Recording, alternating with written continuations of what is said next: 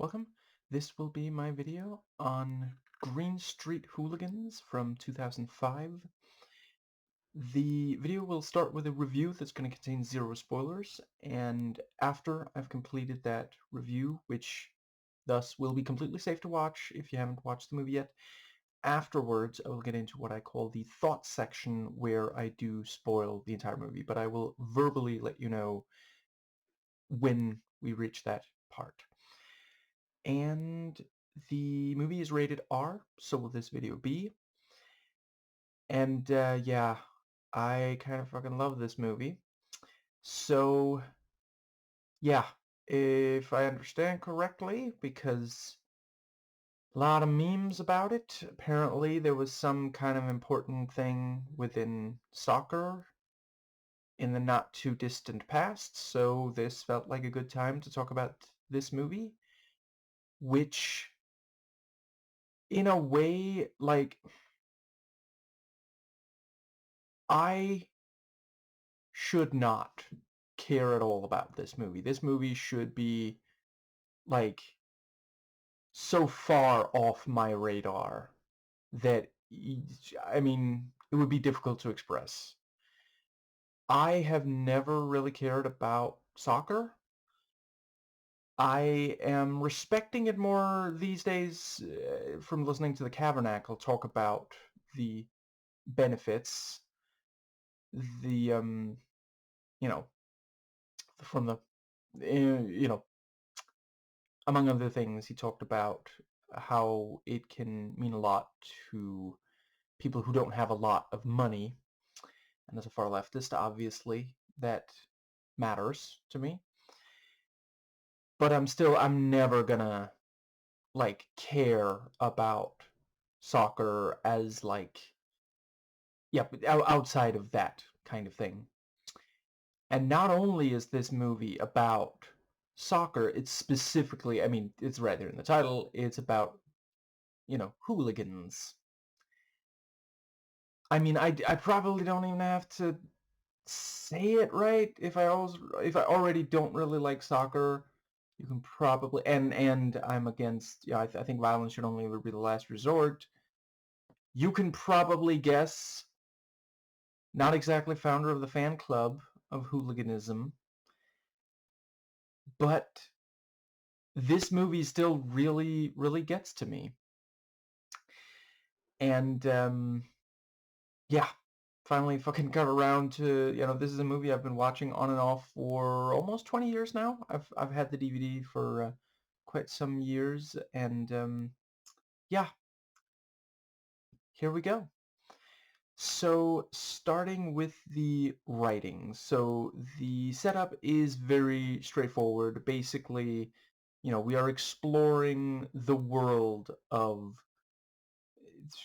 I don't know, they never really, they sort of, let's call it soccer fandoms in England, and one of the decisions that I think was very smart here was to basically have an audience insert. They keep calling him the Yank, so maybe I will too.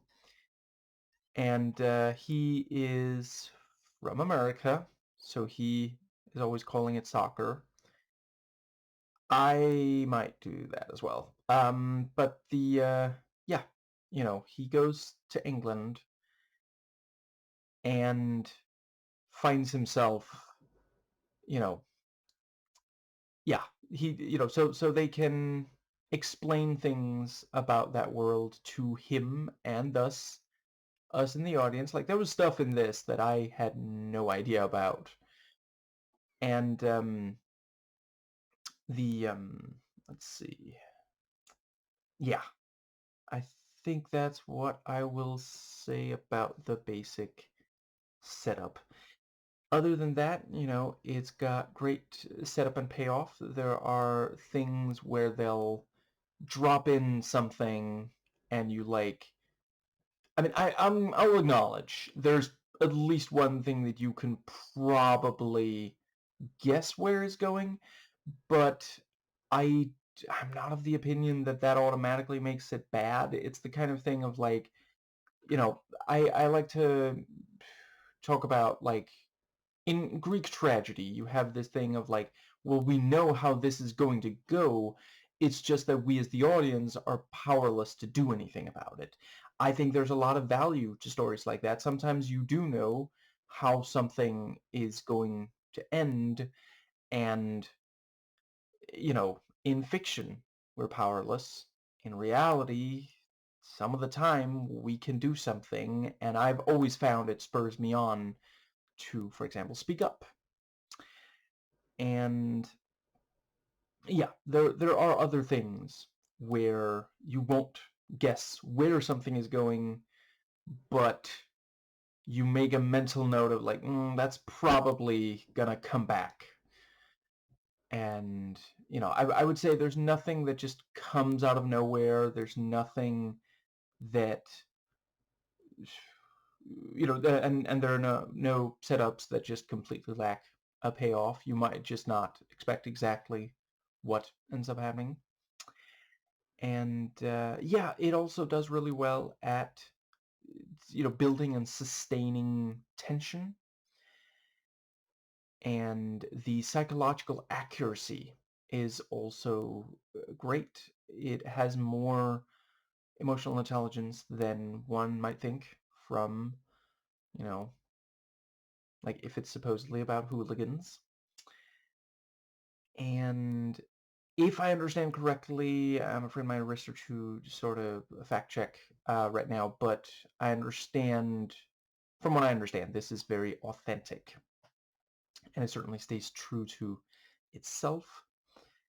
It also really does a good job on the level of detail. There's enough that we appreciate the weight of things that we otherwise might not, those of us coming in from the outside especially, but also not so much that it just ends up feeling like, okay, you're just explaining things to me. Like, sometimes you'll be watching something and it's like, okay, the writer was annoyed that they had to do a lot of research knowing, oh, this stuff is never gonna fucking end up in the final project. You know what? I'm just gonna have someone explain it to the audience then, just otherwise I feel like my time was wasted. And that never happens here. And yeah, it's a quite gritty movie. You never really feel like it is sugarcoating anything. And yeah, so right, I guess I'll briefly acknowledge. So apparently there's at least one more movie that like there's at least one. I think it's a sequel, not a prequel. I don't really know anything about. This is the only movie in this series that I've watched. Right now, I don't currently have any plans to watch any of the others. If you think that, I would like preferably really, really like, maybe even love, another entry in this series, or at the very least find it really interesting to watch and discuss, drop a comment below letting me know, but I'm willing to consider it. Now, the dialogue, they do a really great job here with there's a very clear distinction made between the way, at this point I should probably just refer to him by name. Matt is the Yank. The way he talks and the way the English people in the movie talk. And it doesn't really hold back on stuff like slang. I was very happy to have subtitles, and specifically ones in Danish, my native tongue, which helped translate some of the slang into stuff I understood, on occasion actual Danish slang, and sometimes just the word that it actually, refers to, and uh, outside of slang. And yeah, think that is just about... I guess this is a decent enough time to briefly talk about. So this is a movie that has narration, and it is one of those cases where there's kind of so little of it that it feels a little bit like it's there primarily to, like, have something said that would be difficult to show visually, more than, you know, it adding a lot of meaning. The way that, for example, I would not think it would be good if you remove the narration from movies like American Psycho, first one, and The Rules of Attraction. Those make really solid use of that. But here it did kind of feel like just, we don't really know how else to do this, and it draws a little bit of attention to itself. So that's slightly unfortunate. Now, the direction. This is, let's see, I want to say this is the first feature-length thing, at least one of, by Lexi Alexander, the German director who later went on to direct Punisher Warzone, which is, of course... I can never remember if I watched this or that first, but I think that is at least part of how she came onto my radar, because I find the Punisher to be a fascinating character. This thing of, yeah, the this idea of vigilantism, I think, is worth exploring in fiction. And yeah, it feels really... I don't even know why it's been so long since I last talked about, because these are really the only two movies I've watched of hers. So yeah, the last time I covered one of hers was my videos? I forget if I did more than one, on Punisher Warzone, and that was some years ago. I would like to watch, let's see, I think she's done 2 more feature-length films, and there's some TV. But yeah, it's I am looking for inexpensive copies of the other 2 that she's directed. But she really nails everything that matters to this film here. She gets the exact emotional impact every step of the way, and the way that it never loses sight of the overall story, the various character conflicts, and I think that might just about... Yeah. So it is filmed really well. It fully understands and applies the sort of basic rules of such. So, if something needs to be more personal and or intense, we get close-ups. If it is, more regular, then it's a more casual kind of, It also uses handheld well, because sometimes it does create a very chaotic feel to the scenes that need that, but it also doesn't get, like, Hunger Games 1 ridiculous, for example.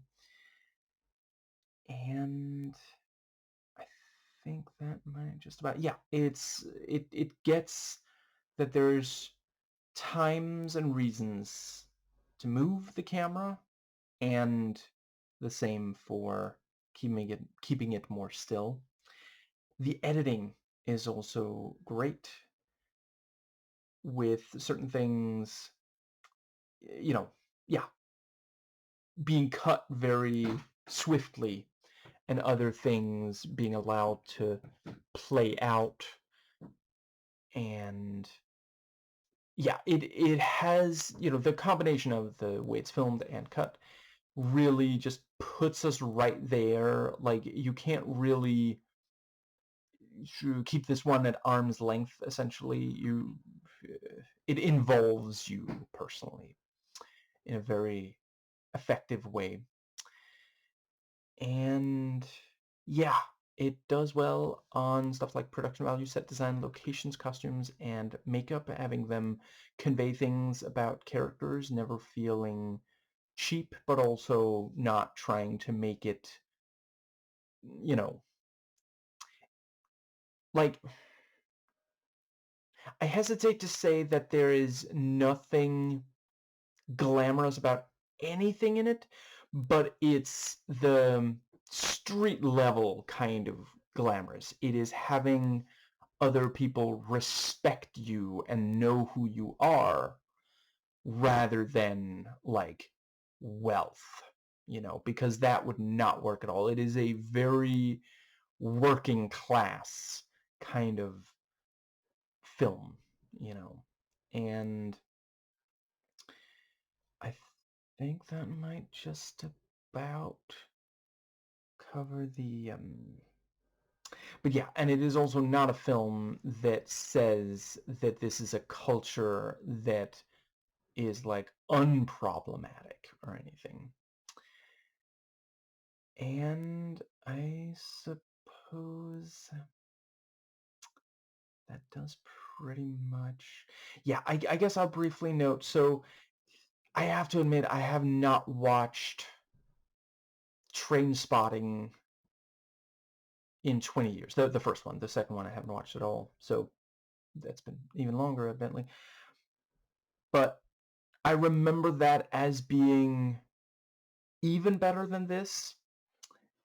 And, I mean, difficult to top Danny Boyle. No shame in that. I do still think her Punisher movie is, the best of the three. And let's see.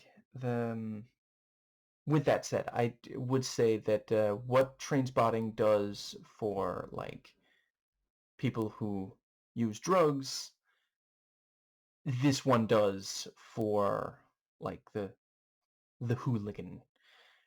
It is brutally honest about it, whilst also, like we do get why some people would end up, in this kind of situation.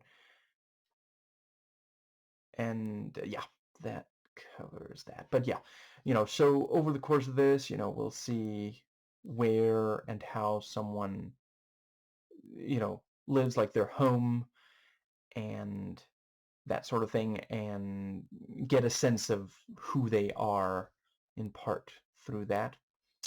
Music is used really well with both needle drops and score. And yeah, every step of the way, it gets the exact right atmosphere. And, it's a movie that has, like, scenes of people in some kind of violent situation, and it could easily have ended up feeling, because, like, maybe in part because, she went on to direct a Punisher movie, and in that one, we are very much supposed to, be impressed by, badassness. And in this one, like, we can appreciate the skill that it takes and the intensity and such, but we don't necessarily find ourselves like thinking this is something that should be happening, this is a good thing. We just understand why to others that is how they perceive it, and that's not the easiest thing. Like, there's I'm afraid I forget who. I think it was one of the greats, if I recall, who said that it is impossible to make a anti-war movie because war is just so inherently exciting. And you could apply the same to this kind of thing, you know. Once you watch people in a fight, like, you know, as I've said before, I respectfully do disagree. I think it is possible, but it is very challenging. And yeah, Lexi nails it. I get this at this point. I might as well just briefly note, so if you haven't already watched, if you like anti-war films, among my favorites are the original The Bridge and the first two versions of All Quiet on the Western Front. Have yet to watch the third. I would very much like to, though. Now, I suppose that does pretty much bring us to... Yeah, the sound design is also great. You know, you really get the sense of the brutality of this kind of, you know, when, yeah, punches really sound like they hurt. When in reality, of course, you know, it's stunt work. They're not actually harming each other. And also other stuff, like sometimes there is some great ambient sound design that really puts us right in an environment. And yeah, so the character work, I'll acknowledge, it's not necessarily stuff that we haven't seen done before. And I don't know, I can imagine, you know, I guess it's obvious at this point, I haven't watched every movie like this. I wouldn't rule out there are others out there that do better, but I wouldn't really say that this is lacking either. Like, it is a movie where you don't like everyone, but you get to understand every major character and, you know, yeah. You may not like them, but you probably care about them in one direction or another. Like, there are people in this where you find yourself thinking, okay, fuck this person, but you're not indifferent. And that is what it's going for, you know. And yeah, so the acting, so Elijah Wood stars as Matt, the Yink, and it's one of those cases where he is basically perfect for this kind of role, you know. So this was after The Lord of the Rings, and after the whole, let's see, I forget, was he a child star? I know he was a child actor. I forget if he made it, like, if he was a really big name as a kid, but you know, he was growing up. He was becoming a young adult at this point in time, and you know, I think this might be the oldest movie I know that he has facial hair. Oh wait, no, I guess, what was it called? Chain of Fools? Was that the one? Something like that. Anyway, you know, I believe that came out before this did. Anyway, he still does have the baby face, sure, but a little bit of stubble and such help, you know, underline. No. I mean, he is a man. He is young, but he is a man.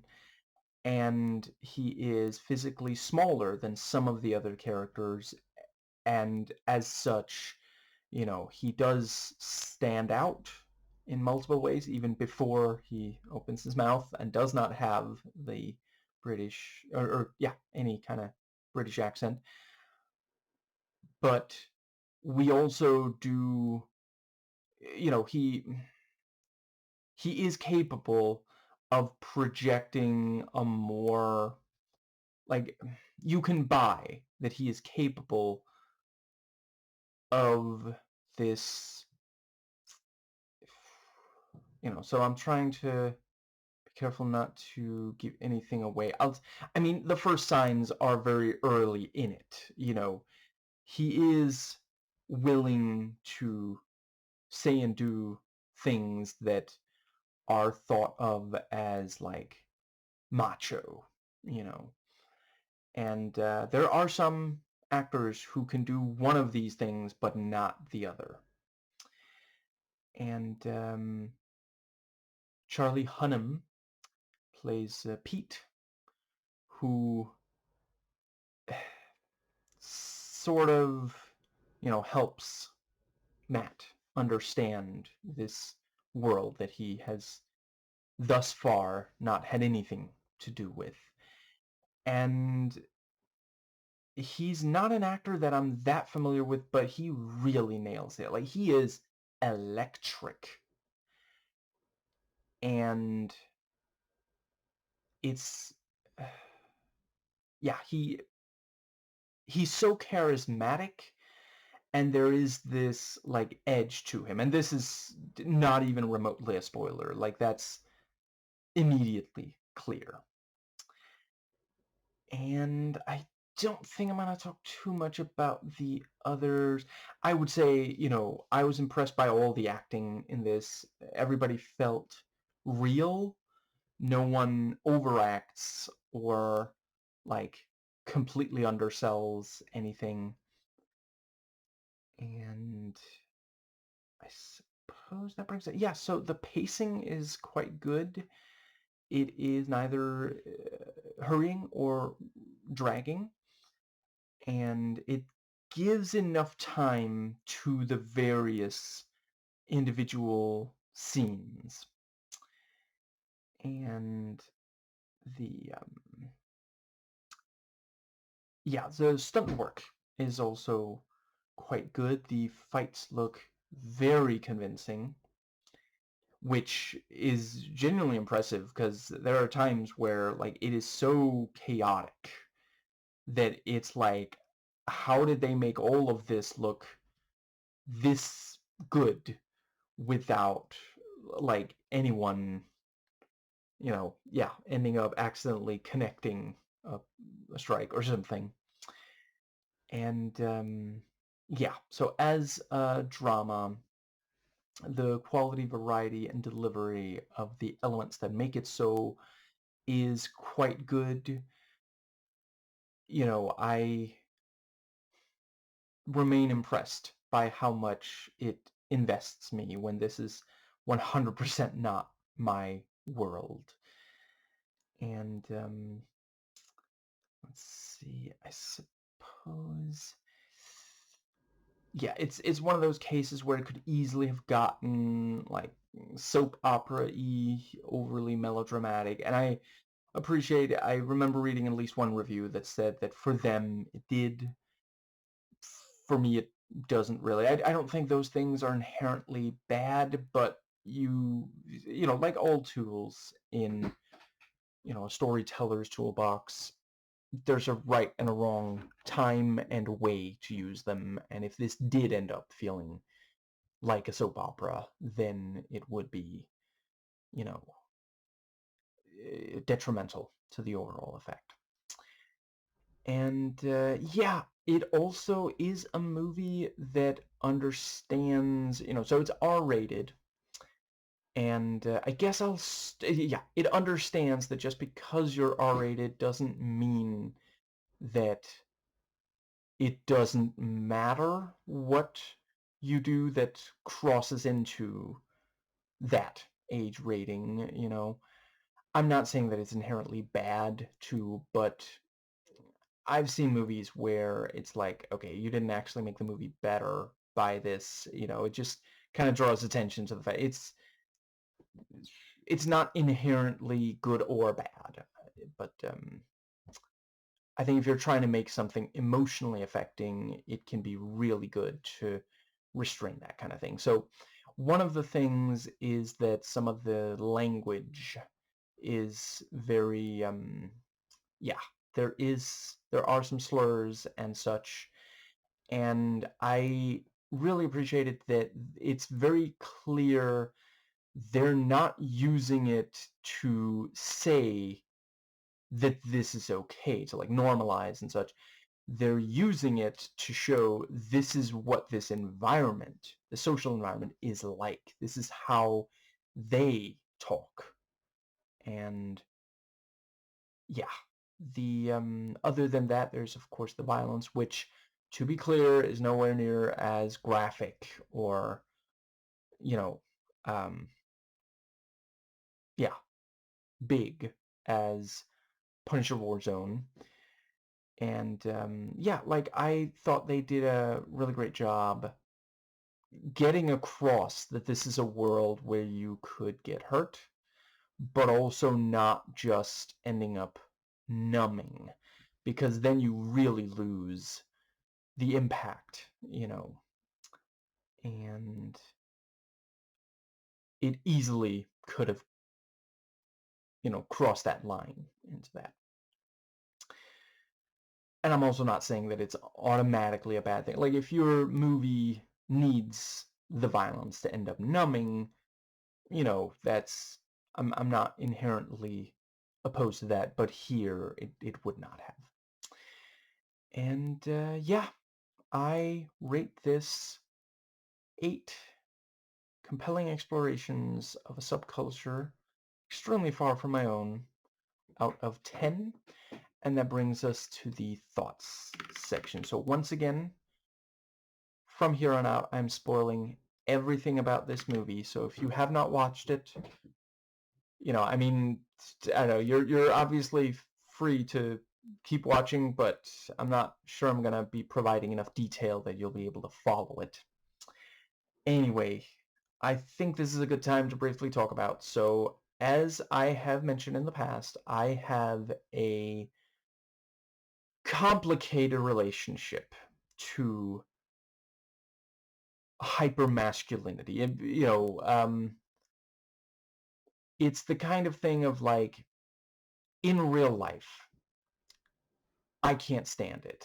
I find it difficult to not inherently think less of someone if they are behaving in a hypermasculine way outside of very specific contexts. Like, I don't think there's anything wrong with that if that is, like, if you are, in a relationship and your partner finds that really appealing, and you are, yeah, flirting, for example, or going further than that. Maybe it's part of, your sexual or otherwise, romantic relationship. I'm not going to get involved in that as long as everyone's a consenting adult. And I know that hypermasculinity is part of how some members of the LGBTQIA plus community express their gender identity, their sexualities, things like that. Once again, that's not, I don't have any problem with that.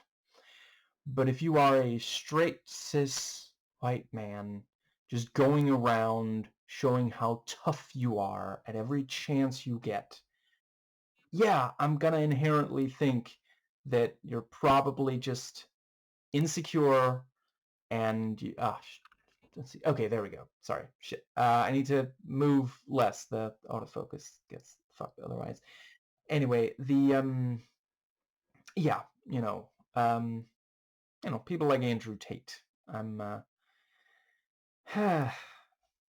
I don't know how much time we got. No, I'm not gonna take up a bunch of time talking about all the things that are wrong with him. It's yeah, here on the far left side of YouTube, it's been discussed how disgusting he is.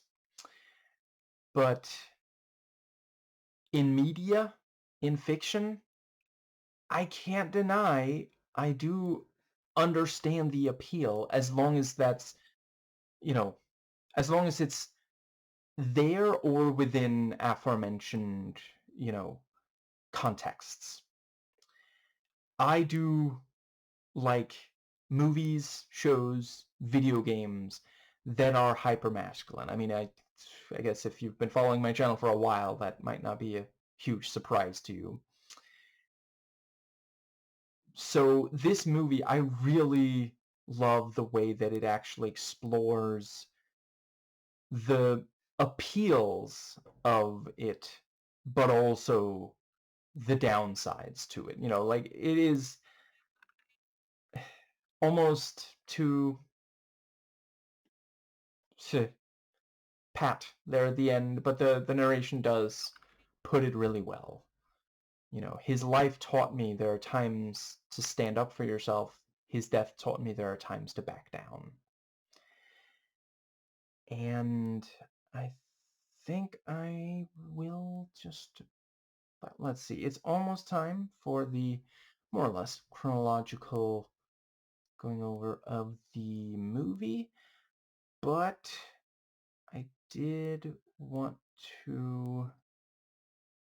let's see. The other thing that I wanted to make sure to say... oh, wait, no. You know what? I'll cover that over the course of it. Yeah, so I meant to talk about in the review, there's some really strong character introductions here. I'd say pretty much every major character, as soon as you meet them, you get a strong sense of who they are. Anyway, now I've said it, and yeah. So before we meet Matt, we do briefly see from the outside, we don't yet know this world. We see that just immediately, you know, Pete and his friends, you know, they're big on soccer, and they genuinely are either oblivious, indifferent, or maybe both about how that looks to people who are not part of that. Like, the person just sitting there waiting for the train is clearly put off. Like, he's thinking, like, are they gonna get violent? He's, like, shocked by this. And, you know, yeah, Pete's, like, using a crumpled up, you know, can as a football, and then, you know, they're shouting at the other group across the, you know, the train tracks and such, the subway train tracks. And shortly after, we have the first of several fights in the movie. And at this point, we are, as viewers, a lot of us, I'll acknowledge, I'm sure some people watch it and are immediately on board, but, you know, for a lot of us, we're on the outside, we're looking in, we can see through them, and this looks ugly. And, you know, we've got the knocking over of the phone booth, and, like, some very harsh violence, you know, and it is a little while before it gets quite that violent again. You know, it actually, yeah, I think it's the pub attack is the next time that it's quite that, you know, maybe especially graphic about this violence. And that works well because, you know, we spend some time understanding the appeal of this world, and then we're reminded, oh, right, this is actually a really dangerous world, actually. And by then, like, the movie has... I guess I'll just speak for myself, but, you know, I personally find myself getting swept up in it. This is something I would never do in real life. You know, I would avoid, you know, groups like the GSE, but I can understand the appeal and feel it in my bones. And then after a while, it's like, remember, this is a, you know, people get seriously injured in this world. And then we see that by now, Matt does not turn away despite several people telling him to, trying to make him, because he's gotten so wrapped up in it. And thankfully he does make it out, but he also does maintain some aspects of that world. You know, it has affected him forever. And I think that does bring us nicely to... So yeah, you know, we have that bit, and that's also, like, immediately we see these kind of racist comments about, you know, yeah, because the other supporters are Jewish. And that is when we go to... So yeah, that's a very striking intro to Pete. And really colors are the way we understand the first meeting between him and Matt, you know. But then we meet Matt, and immediately we can tell, you know, that these are two very different people. They are both in a situation where there is conflict, but Pete throws gasoline on the fire and handles himself well, and Matt, you know, we understand why, but he is buckling to pressure. You know, he does not put up a fight. And several people later point that out to him. You know, you didn't even try.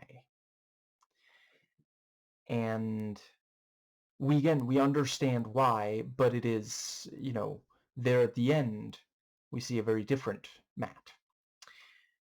And, I mean, here at the start, it's almost like his nickname could have been Door Matt.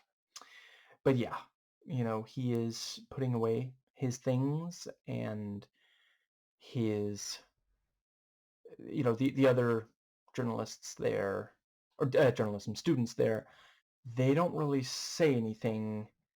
They, you know, they're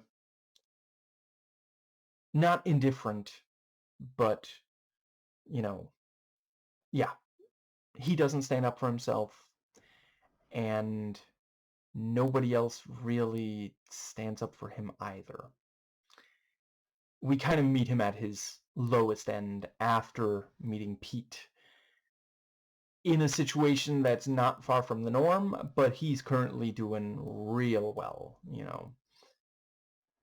And the yeah, so he goes back to his room, where we see, you know, his roommate, who we find out very shortly after is the one who actually is responsible for Matt's shitty situation, and he figures, you know, paying Matt is gonna resolve it.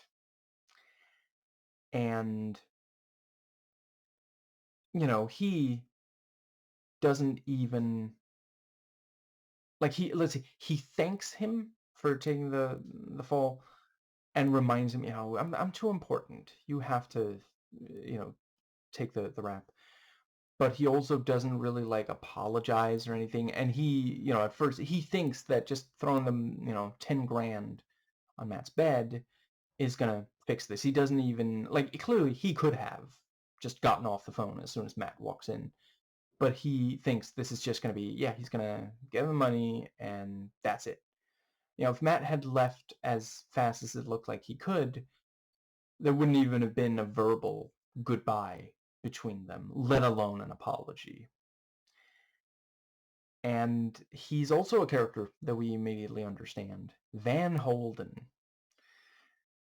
You know, Jeremy Van Holden, he is this rich asshole who thinks he can just get away with anything because of who his father is, who his family is. And let's see, I think that does bring us nicely to, so yeah, Matt gets on the plane and arrives and meets his sister for the first time in, what did she say, 5 years or something like that, you know. And yeah, it's you know, I thought they did a really great job making it clear, like, because we can believe, yeah, you know, he called, I mean, he did try to call his dad, got the answering machine, and talks to both sis and later dad about that. after that, you know, he calls his sister. We don't need to see the conversation or the flight or any of that because it's not important. It's just we understand that it happened. There's enough cinematic language to convey that here. But we can believe that he expected he would stay with her and that would be fine. You know, that's not a bad environment, you know, and he's taking some break until he can figure out what to even do next, you know. And because I'm trying to remember his real name was Steve, not the Major, because at this point he's not the Major anymore. Steve is like, listen, your family, I care about you. I'm sorry about this, but I kind of have a night planned. You know, would it be okay if, you know, maybe, you know, at first he's just going to leave him at home by himself, which he acknowledges like is not ideal, but you know, as you know, and he explains we just don't have that much time together, you know, which like yeah, that is very true. Like, you know, they've got this little kid.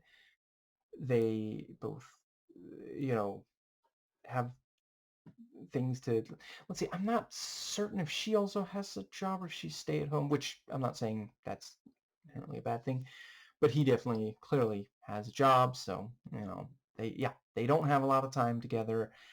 And obviously Matt, you know, it's this thing of like on the one hand he clearly doesn't want to be like difficult because he's already, you know, in trouble, but it is also arguably a situation where like, you know, he doesn't try to stand up for himself or anything, but you know, the yeah. And then Pete shows up, talks about how, you know, he last night was, you know, he got drunk because of the match and now he can't find his wallet or his keys. There's a cab outside waiting to be paid, you know. And it's very clear this happens all the time. This is just their relationship now. When Pete shows up to Steve's, it's because he needs cab fare.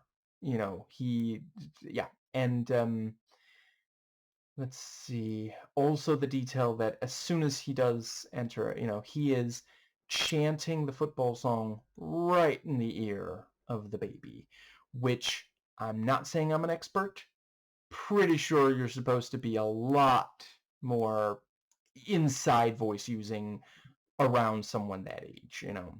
And he's also trying to get the baby on board with this, and we've already seen this is a violent subculture, you know.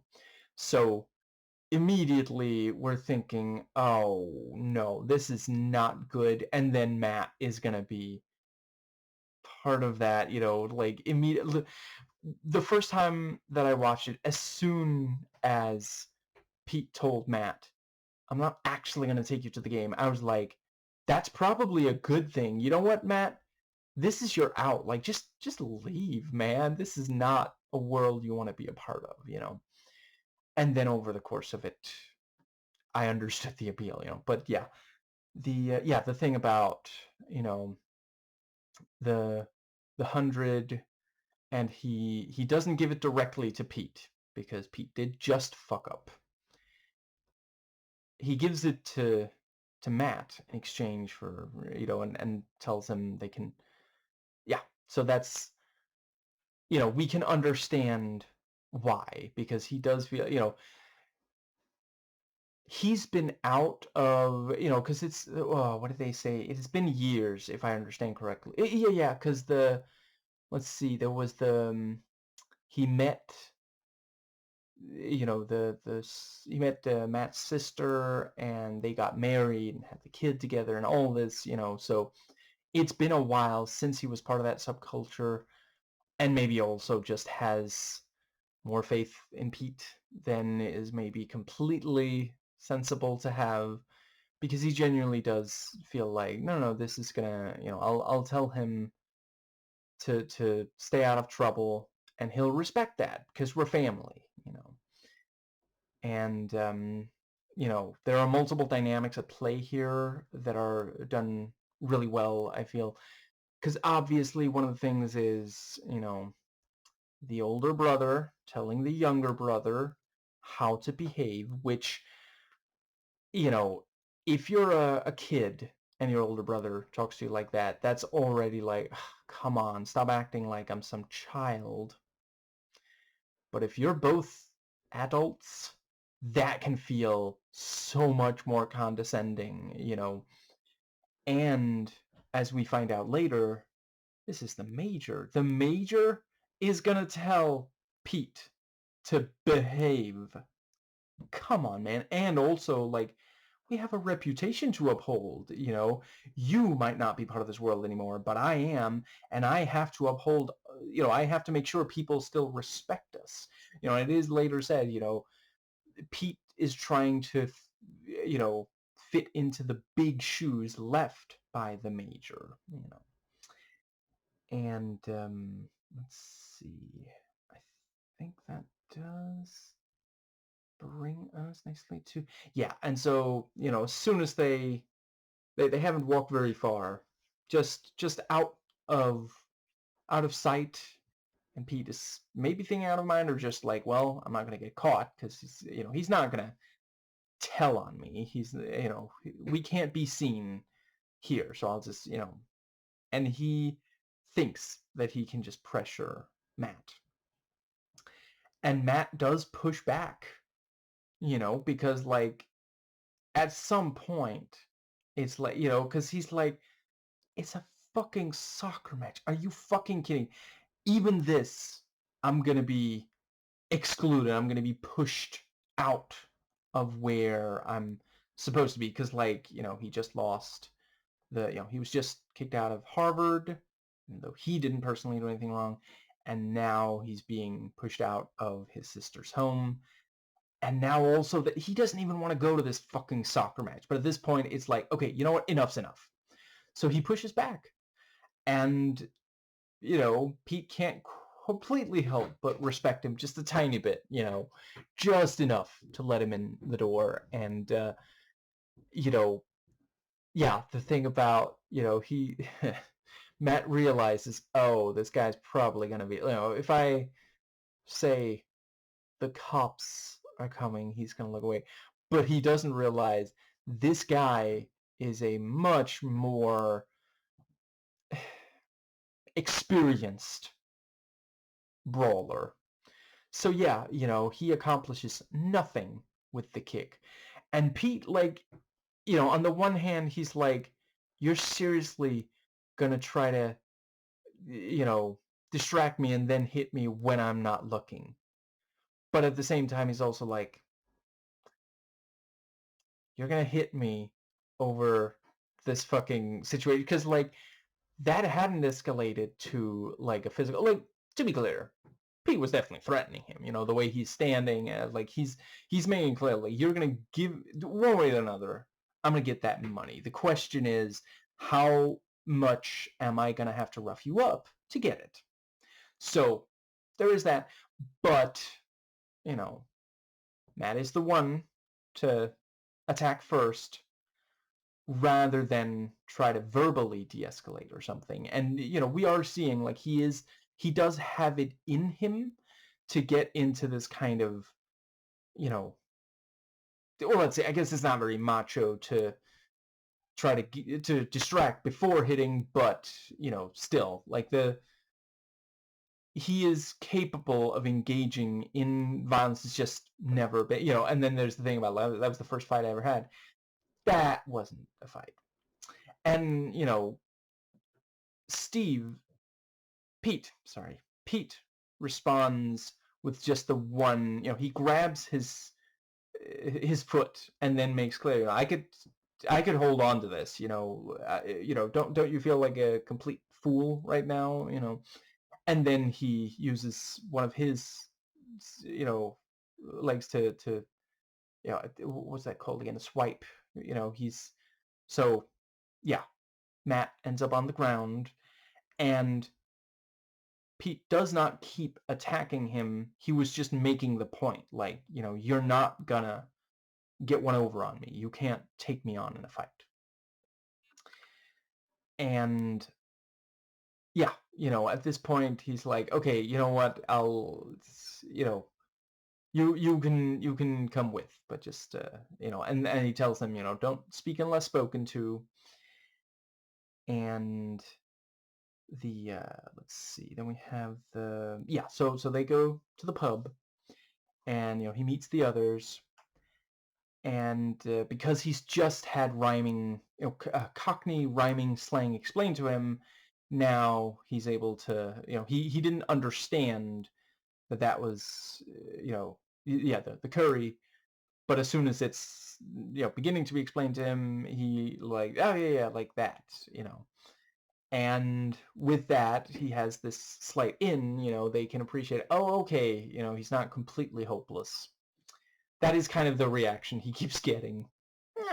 Potential. There's potential there. And, it goes well when he meets the first several, and then Bobber does come in, and immediately there is this, conflict there. He does not trust Matt. And the dynamic between the two of them and Steve is really well done, because, like, Bobber is one of those characters, like, we realize he's an asshole pretty quickly. He does sometimes at least try to come through for the others, but he's also just, and it is this thing of, like, should maybe, Pete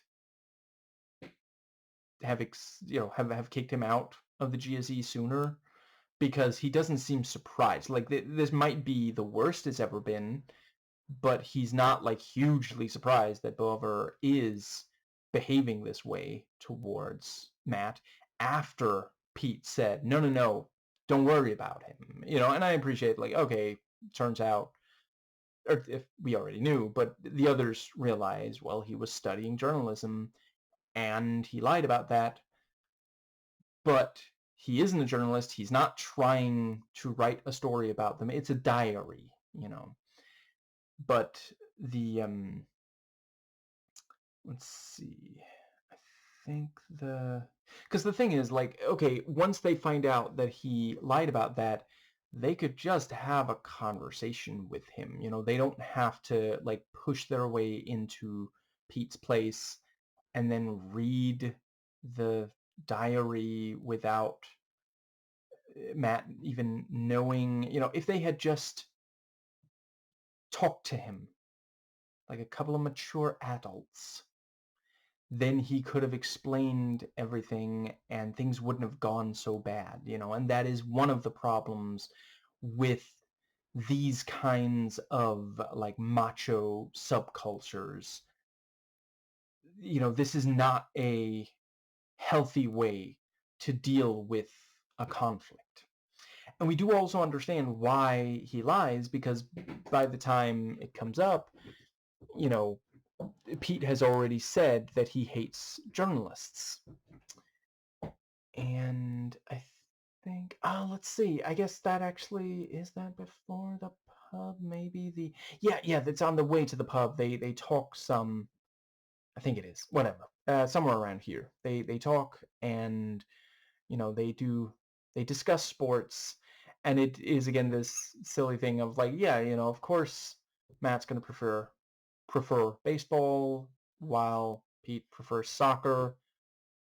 This is the cultures they grew up in, but the, that's one way that they can bond. It doesn't, it's, yeah, and let's see, and we do also understand why, the thing with, hating journalists, because, like, to the GSE, why aren't you reporting on the match?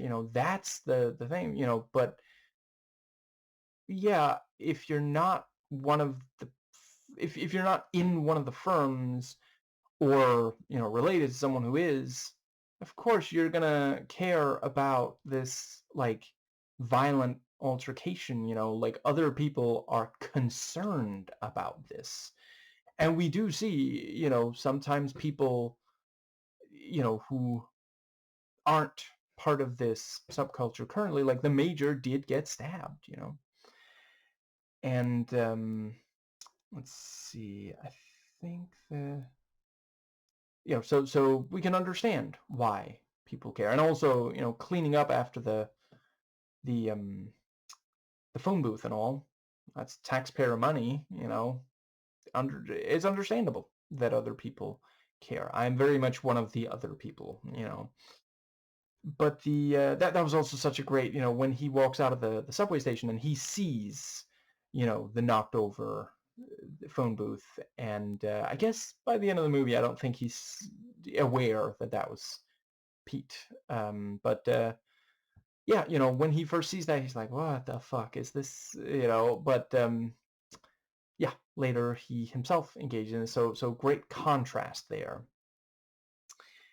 And I think that is when the but yeah, you know, it is very clear, like, Pete is so deep into this world. That's also why, I mean, there at the end, you know, he thinks that it would be wrong for them to not fight Millwall, but it ends up getting him killed. And, you know, he doesn't wake up to how, you know, to this situation before he sees, you know, his family there in the car.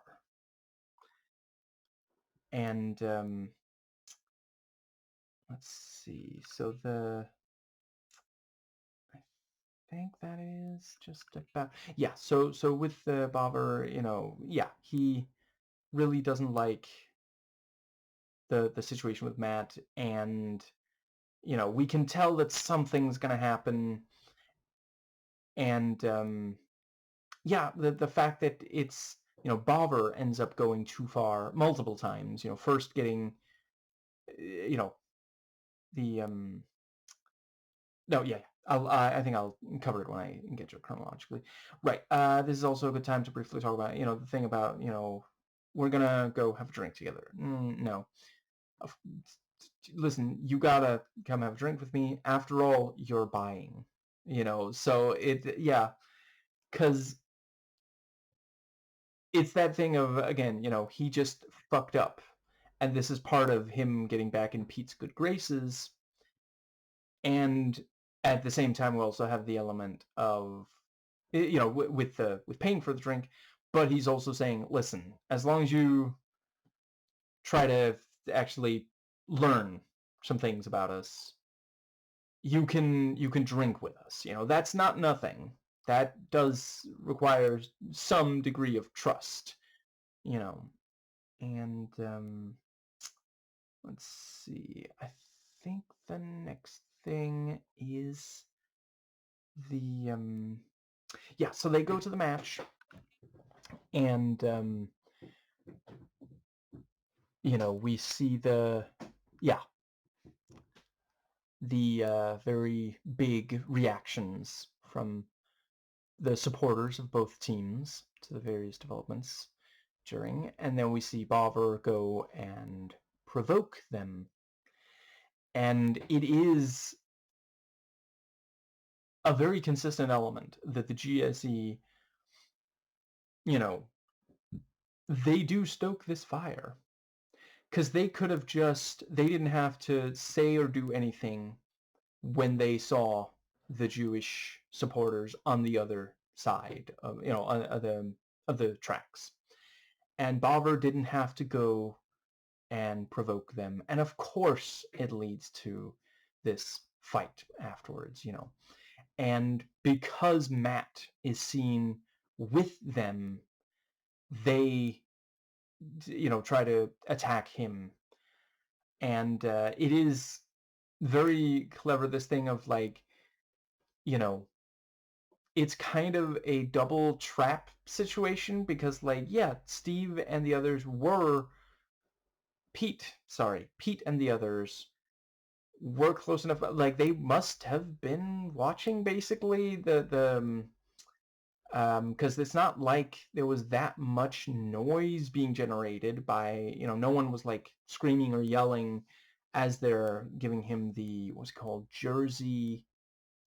I forget what it's called, but the with the card in his mouth, But yeah, it's I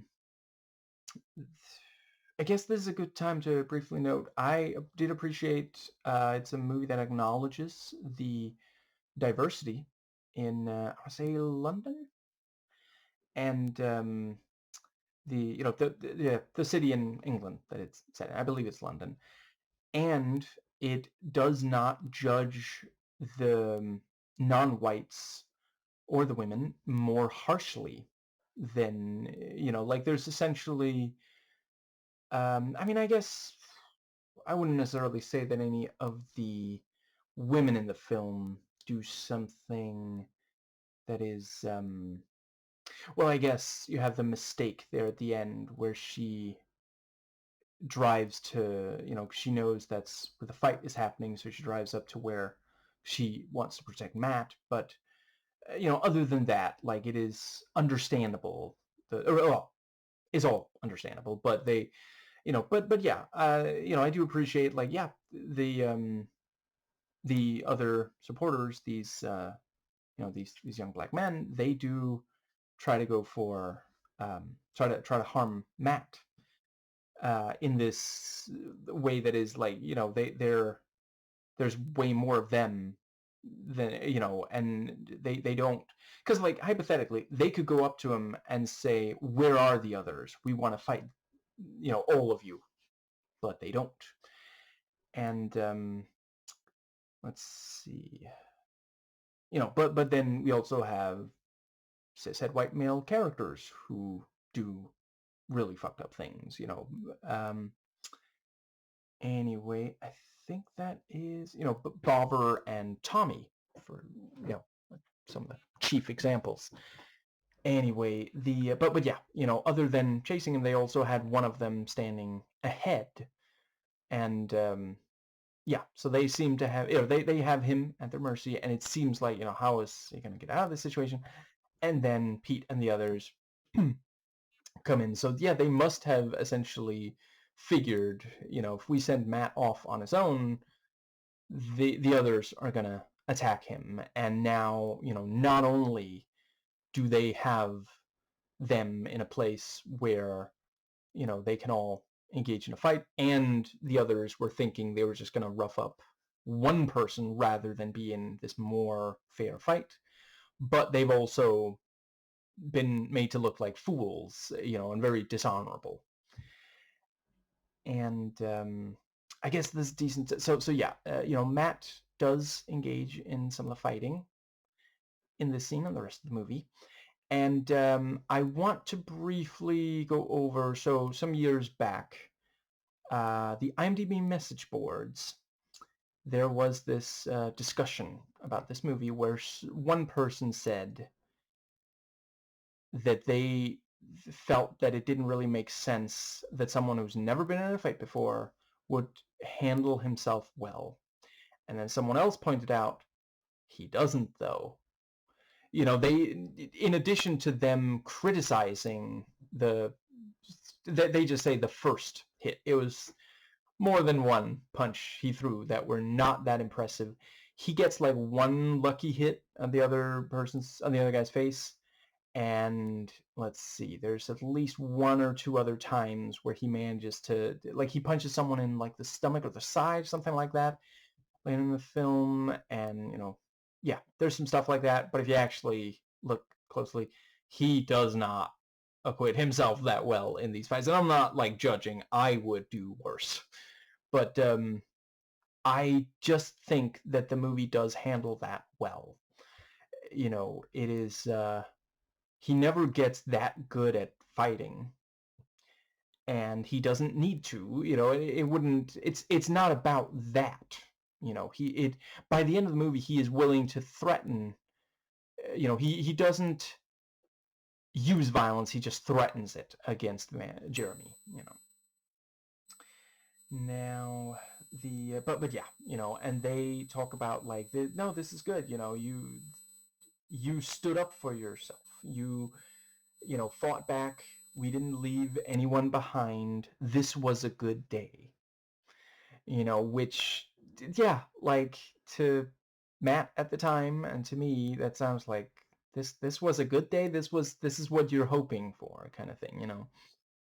And yeah, understandably, both Pete and his wife are not happy with this. Steve and his wife are not happy with this situation, and they did a really great job showing, you know, because this, again, you make a mental note of it. At this point in your viewing, I'll speak for myself, I had not guessed that Steve was the major, you know, but we do see here that he is also capable of violence, you know, and I believe that we are all deep down capable of violence. It's just about which context, what gets you into a situation where you're willing to engage with it. And I believe that it's a good idea to try to realize that early in your life and work on controlling yourself in that circumstance. You know, as mentioned, you know, violence should only ever be the last resort. I'm not saying that it's never necessary. I don't think any of the situations in this movie that it was necessary, you know, but the movie also acknowledges that it's harmful. But, you know, in real life, like, I acknowledge the Stonewall riots, like, I wish it hadn't had to happen, but evidently it did, you know. It was also necessary to use violence during World War II to stop the Nazis, you know. But most of the time, violence begets more violence, and that is also something shown very well in this film, you know.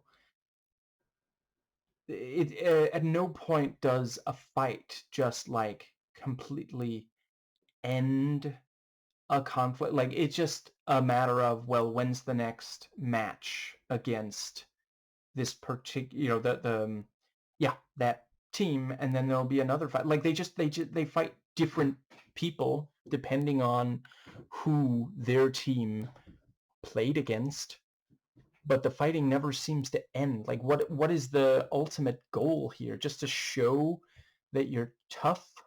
Just to prove that you're willing to engage in this, like, destructive behavior because of a team that you know, like, once again, keep in mind, a lot of people, they just root for the team, not necessarily in the Australian way, that, you know, based on where they were born. You know, it's not that you know, once again, like, I'm not saying that it's inherently wrong to, you know, support someone in a competition. I'm a big believer in, you know, try to support them based on something other than just where you were born. Like, I can't even imagine supporting a politician specifically because of, you know, them living in proximity to me or anything like that. You know, it's all about the policies, and I'm not saying that that applies 100% one-to-one to, like, sports, but that's also part of why I just don't really care about sports. It doesn't really, you know, once again, I understand the benefits, and I am not saying there's something inherently wrong with supporting it. It's just not my world at all. Anyway, the let's see. So yeah, you know, they end up leaving Steve's place, and Steve apologizes to his wife, and we can tell that she is not immediately ready to accept his apology. And we understand later, you know, yeah, like, this is looking like he's going back to being the major, or not 100%, but he's taking steps in that direction, you know, he still has that side in him. And that's the thing, like, a number of people, and this, again, something the movie acknowledges, for a number of people, once they've spent enough time within a violent subculture, they really struggle to put violence behind them entirely. You know, that's also, I acknowledge, I don't know how they would have gotten that across without the narration. You know, he says, and I appreciate that it's like, when, again, as I hear him say that, I'm not thinking, oh, good. I'm thinking, do you hear yourself right now? You know, because he's saying, like, you know, over time, I kind of started getting used to the violence, or something along those lines. You know, once you've taken a few hits and you realize you're not made of glass, you can start to get used to it. That phrasing does not make it sound appealing. It just explains how you can get swept up in it. You know, he's not saying, like, there's just no feeling. Like, shit, what was the... I don't think I remember the exact phrasing, but there was, so a while back I did a video on the movie Evil, Ondskan, Swedish movie, and the author of the novel that it's based on has a quote where he says that it's something along the lines of, there's nothing quite like the feeling of engaging in violence, you know, using your fist to injure someone else. You know, that phrasing, you know, yeah, you can understand why some would hear that and be like, oh, that's something I want to do. But this thing of, like, you know, I don't know, I got used to it. Like, that explains it without, like, making it feel appealing. You know, we get why he's doing it. And we also have the thing about, you know, I've never been in a fight before. Just think of someone you hate. And that's true. Like, for a lot of people, that's enough. Just imagine that you're hitting the person you hate. And that also shows that on some level, Pete realizes, you know, this is genuinely just about that kind of thing. It's these, you know, displays of masculinity to prove yourself. You know, because, like, I get that, you know, at this point, like, it is this thing of, like, is Matt gonna get involved in this fight? Because, like, I mean, whether he, you know, wanted them to or not, they did just save him, you know, and we can understand him feeling like he should fight. And also, again, just getting swept up in it. You know, I appreciate that if there are people around you fighting and you have, like, a preference, you think some of them are better than others, you might join in. You know, it's part of, like, let's see, I'm thinking it's probably the lizard brain kind of, you know, protecting your tribe kind of thing. It's not inherently good or bad. It just is. And let's see, I think that does. But yeah, you know, so Pete understands that, but he is not interested in leaving that world behind either, even though he also is well aware. You know, at the start of the movie, Matt has no idea about Tommy Jr. Pete knows, but he's still, you know, engaging in this, and it ends up getting him killed.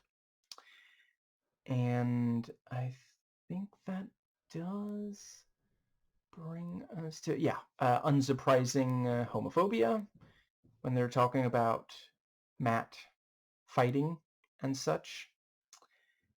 And let's see, I did also really appreciate, so one of the first, like, genuinely good things we see from Pete is that, you know, they're sitting there on the subway train, they're talking, and then he, you know, we see her before Pete does, because, like, there's a little bit of distance and he's hyper focused on this conversation.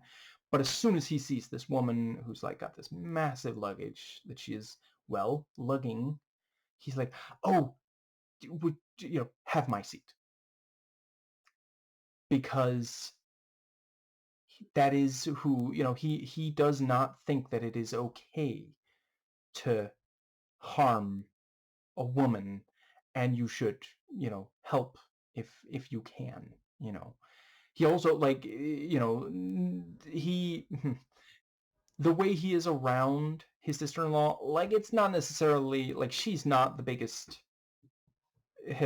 She doesn't love when he shows up around the baby and all, but he's also not like berating her or something. And then we see Tommy, who, like, yes, he doesn't strike the woman, but he does strike the man. He talks to the man as if he's essentially talking to the man about his partner, about the man's partner, as if the man should, like, control her, like she's an out of control pet or something,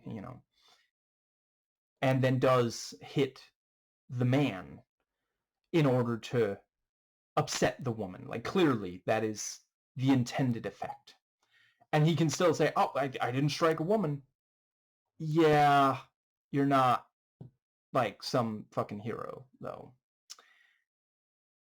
Like, you're barely like crossing the absolute lowest bar at all.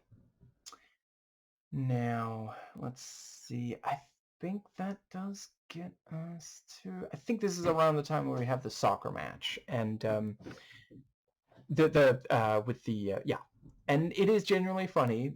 He humbles Matt through this, and it's like, so what? Do I just like let them score every other time? I wouldn't worry about it.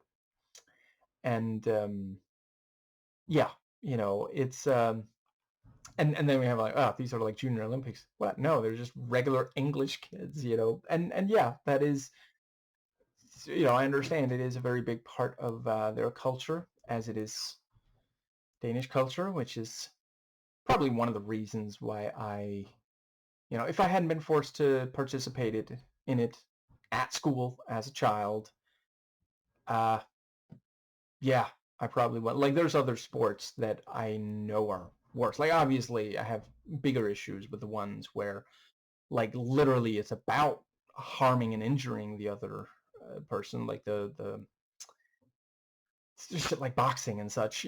Obviously, I know that that's worse, but it takes up less space in my brain because I was never forced into. Anyway, the let's see. I think that is, I don't know. It's just, I'm one of those people who, there's a special, I really can't stand the things that I was made to do in school that I know for a fact that's never going to help. Like, even at the time, I was like, how is this helping me? Like, I get the idea of like physical exercise. Give me something that I didn't have a problem with regular gym class, just when we were made to play soccer, it's like, this isn't doing it, yeah.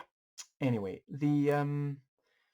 I feel like that brings us all the way to the... Yeah, and then afterwards he's like, okay, so teach the kids some history. Tell them about the Revolutionary War. You couldn't have picked a different one? Specifically the one their two countries fought against each other. Yeah.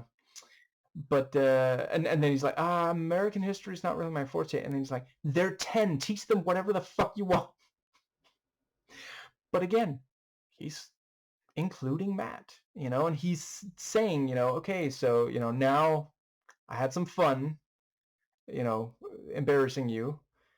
Now, you do your thing, you're like a college student. Like, yeah, teach these kids something, And he like encourages him, like, he's like, no, don't worry about it. Just teach them something, And yeah, also the part with the what is it with you Yanks? You start a war, and then you start losing, and then you call us in, and then you start killing us, And Matt's like, that was an accident of my ass, like.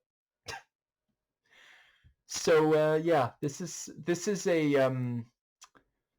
an uphill battle. Matt's gonna really have to apply himself to make a positive impression here. Yeah, and this was after the... wait, shit, was this after the kick? I forget. The sneaky kick. Anyway, I think that does bring us to the let's see. Yeah, I think that's when they start talking about, like, okay, you know, after multiple of these fights, you know, he's making a name for himself. You know, oh, you're the people will hear me talk and say, oh, you're the Yank. You know, he is the one who's engaged in these. Oh wait, yeah, that's after the other. Okay, I'll briefly talk about it. So yeah, there's the thing about, like, okay, as soon as you get off the train, they are, you know, they're gonna kick your ass. Like, what are we gonna do? You know, and then, you know, Matt is like, well, can we get off at a different station maybe? And one of the others is like, well, no, it's, you know, the train isn't going to stop until we get there, which is, of course, part of the reason, you know, because they want to get there as soon as possible.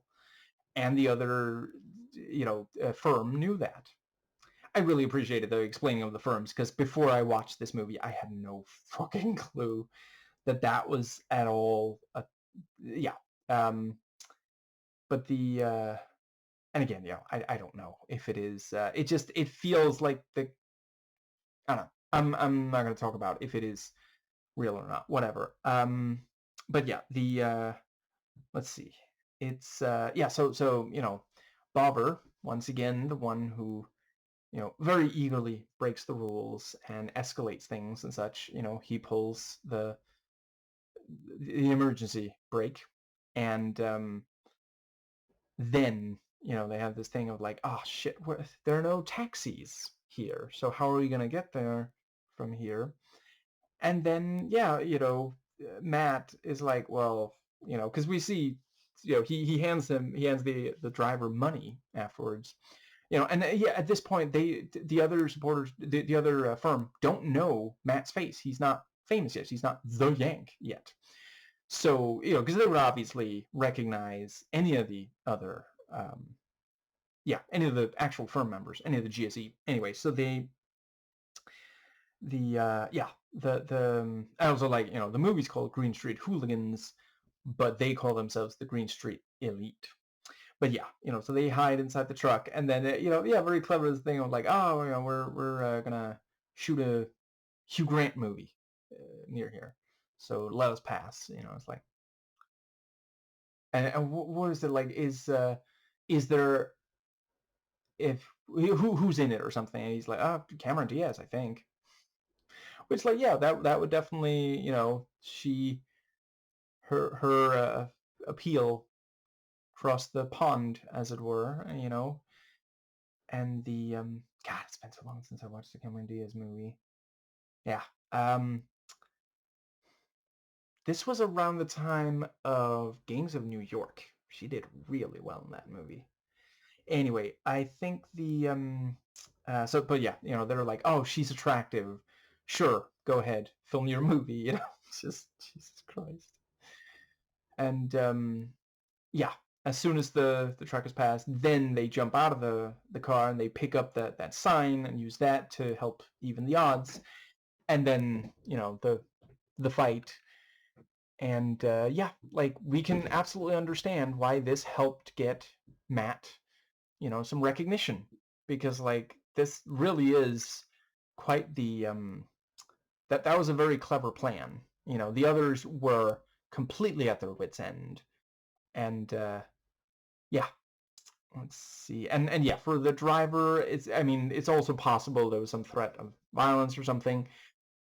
But yeah, I mean, if he doesn't get caught doing this, then it's like, you know, it's cash. It's, you know, and it's like a lot of bills too. Like, I don't know, looked like 5 to 10 bills in there. So that might have been like, I don't know, 50 pounds or something. You know, it's like, ugh, really going to turn that down in this economy?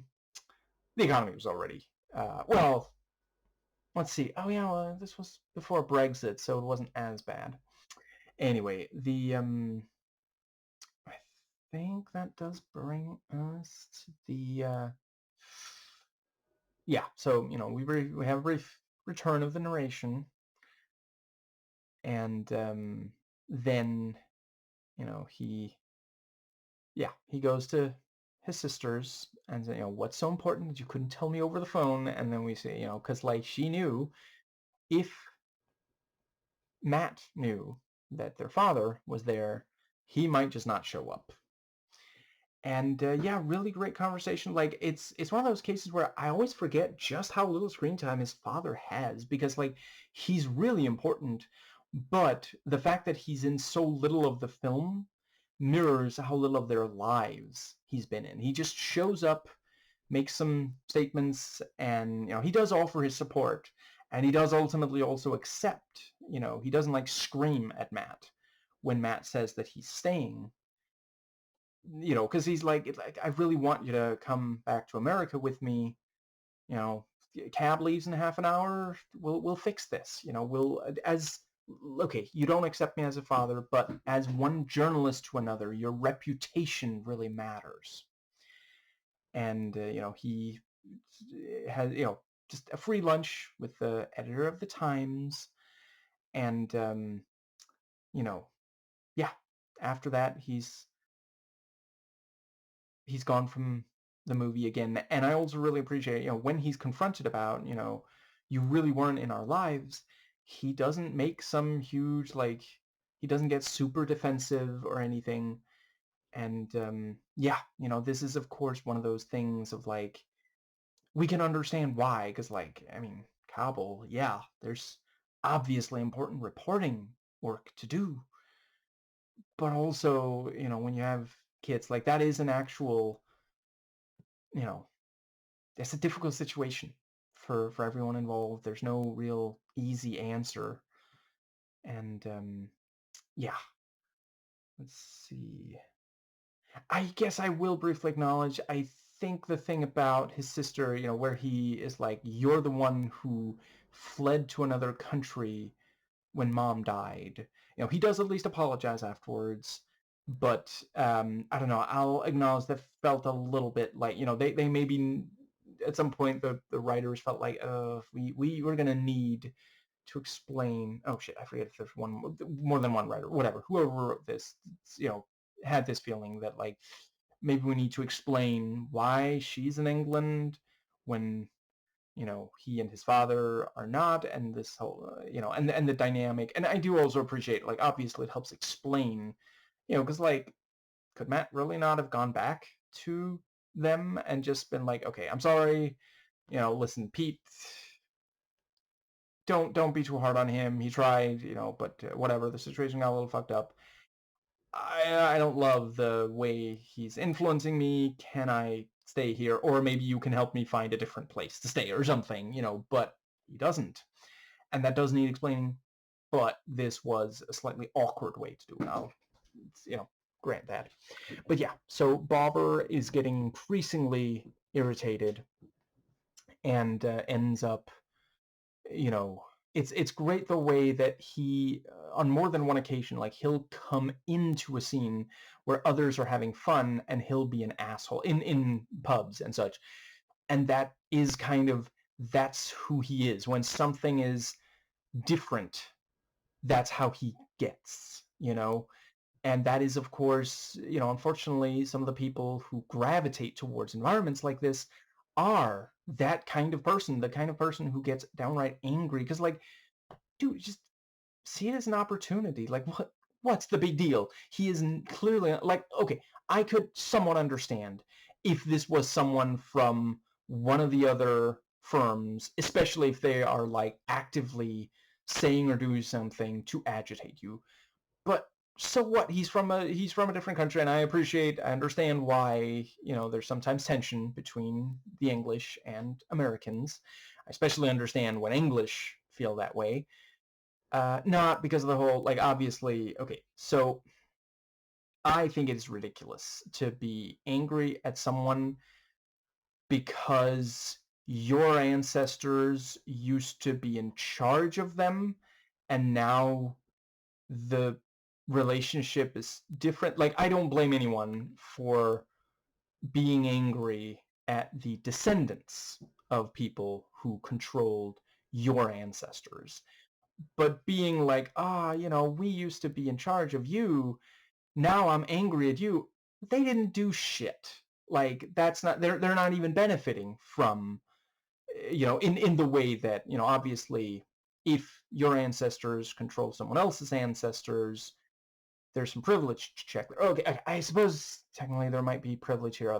Also, is a different situation. It's a very different. But the yeah, I understand why English people sometimes find Americans very frustrating, as long as it's not too much of the thing of being jealous that now Americans have so much power in the world. Although, with Trump that is waning. But there are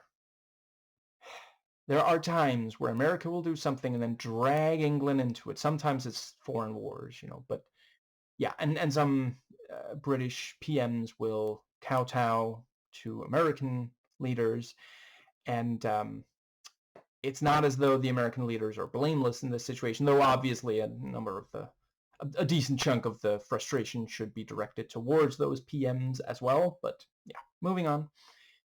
I think that pretty much does get us to, but yeah, Bobber, both when he's meeting him, he's coming in from the outside, and we get the thing about, well, he's in the bathroom, because yeah. And then later he also shows up, and this time he doesn't even join them. He just walks away, and then he drives to Millwall, and it's like, is there not one place that isn't on their turf that you could get something to eat? Like, even if you don't want to hang around with Matt, like, that feels like a decision to me. It might be like a subconscious one, but what are you doing? And I remember reading at least one reviewer who said that this was an actual flaw of the film. I disagree. I just think okay, some people in my, when I look at history, and I would also say some, like, from personal experience, but, we try not to rely too much on anecdotal evidence.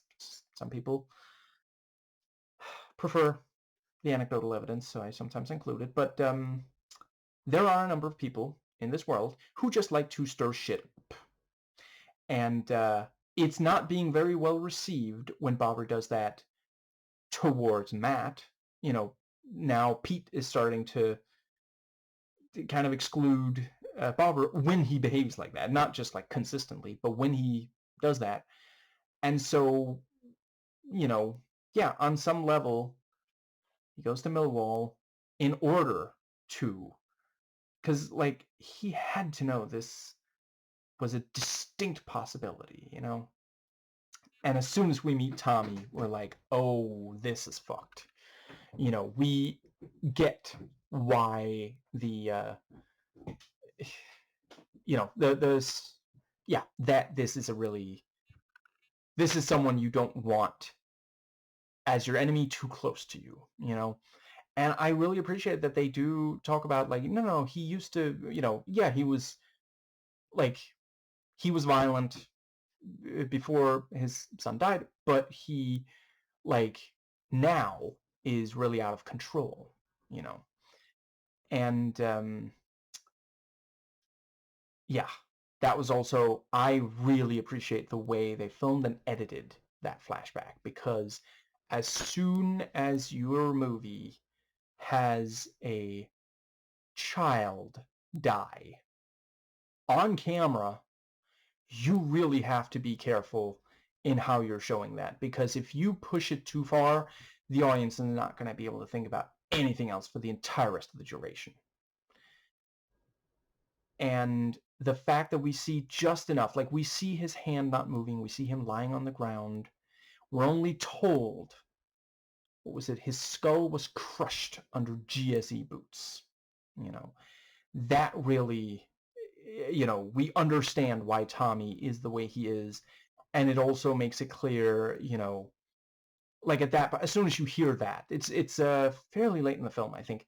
As soon as you hear that, like, we know this is probably not going to end without someone else, without increased violence here, Anyway, shit, I think I skipped ahead a little bit. Anyway, so back to that's when he beats the guy, because, his partner is not being sufficiently quiet for Tommy's liking, and is also like, you're the one trying to have this conversation. Like, you realize you could take it somewhere else, right? Like, because but wouldn't the cops be called on them if they try to grab and drag Bobber?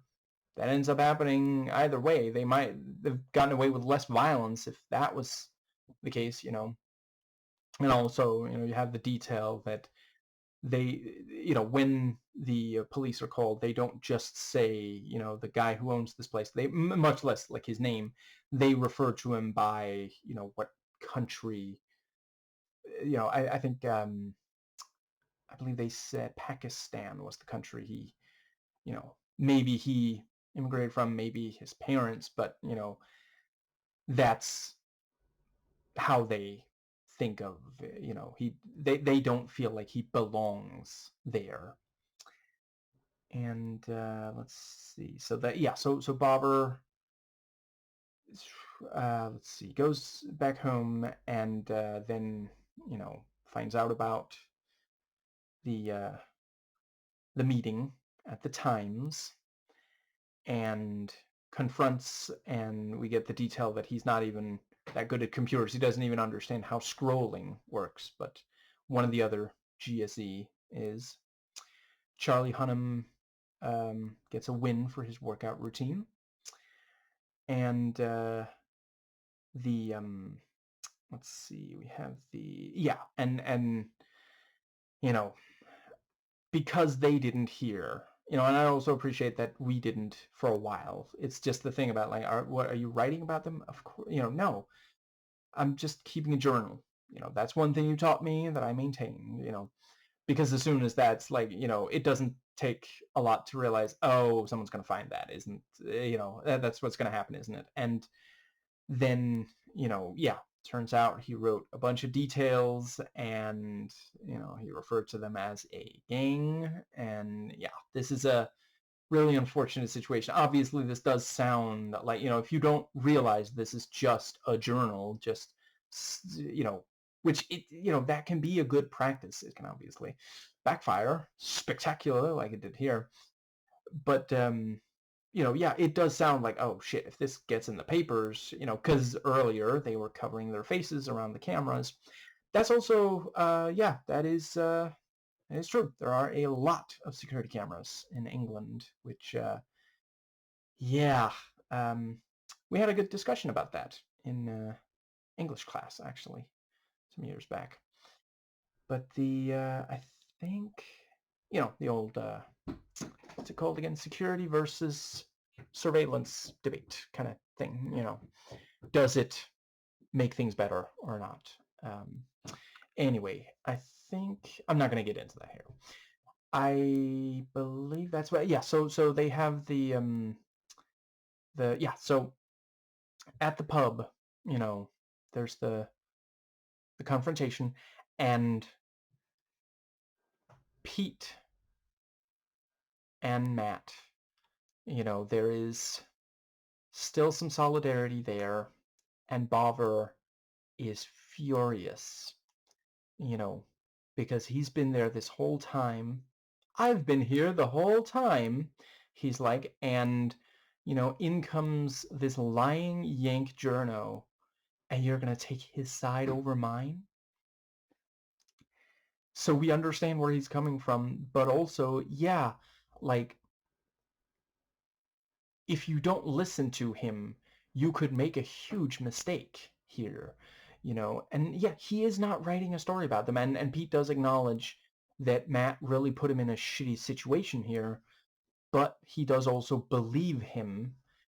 And yeah, the this of course does, because of all this trust that has grown, and that again, like, in some cases this is a good thing that the movie is showing, like, he maybe should have, as mentioned, he maybe should have kicked Bobber out for being this much of a troublemaker, so distrustful, but it is, the fact that he trusts Matt because of the male bonding that they've gone through, because, like, yeah, he isn't writing a story on them. he keeps a journal. He lied about not being, journalism student. That's not the same thing as, actually doing a story on them. And let's see. So yeah, that's when we get the whole thing about, Steve talking about how he was the major. And it's such a great, because we have, Steve shows up and talks to him about, this situation.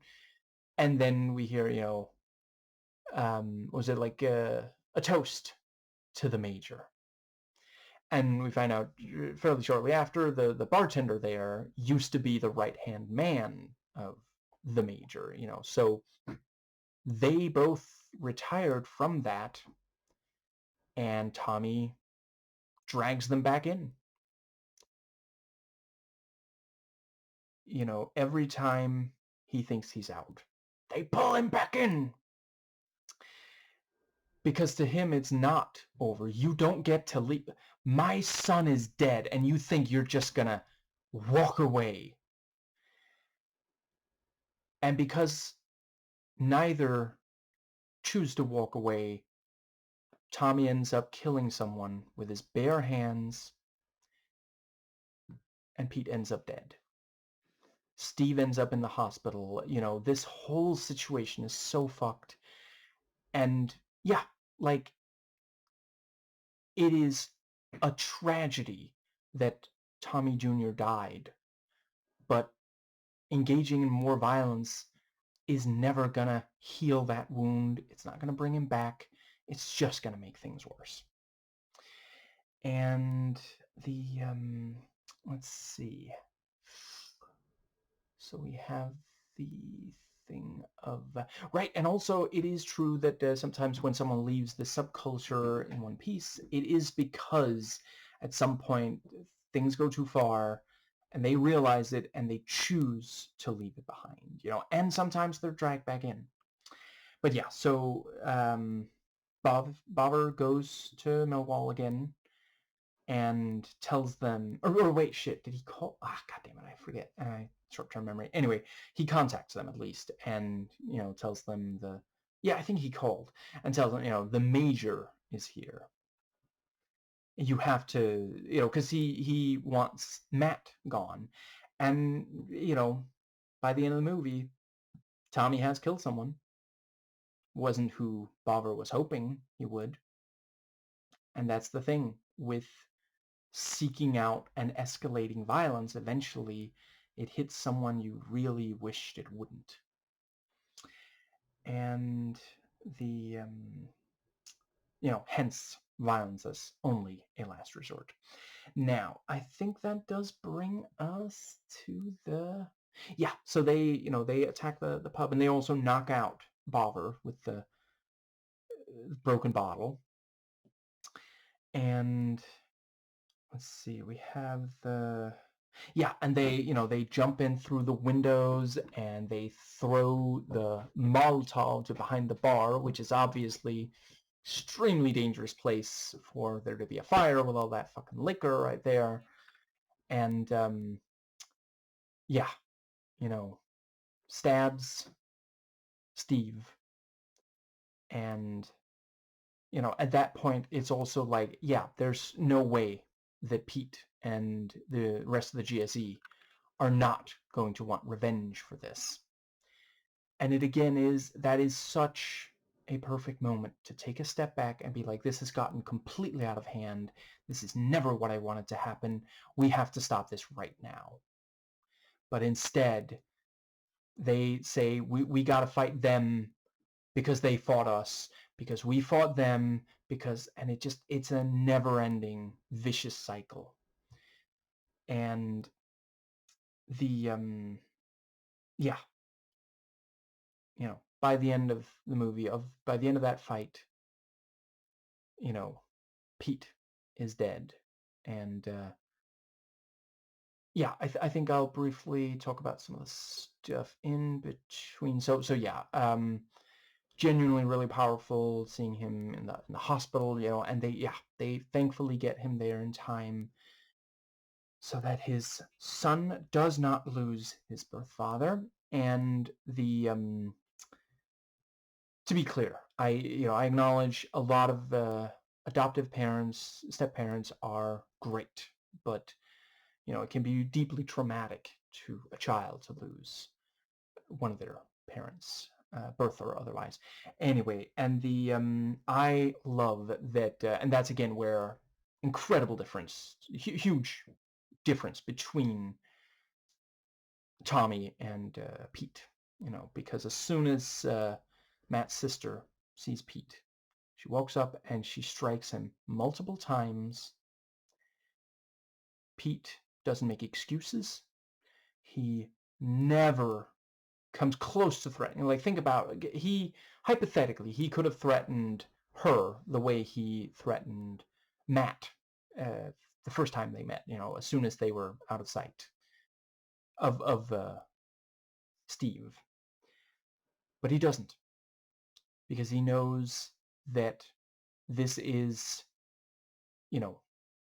he is at least partially responsible, and the he knows that her pain is also tremendous. As much agony as he himself is in, because that's his brother in there, that's her husband.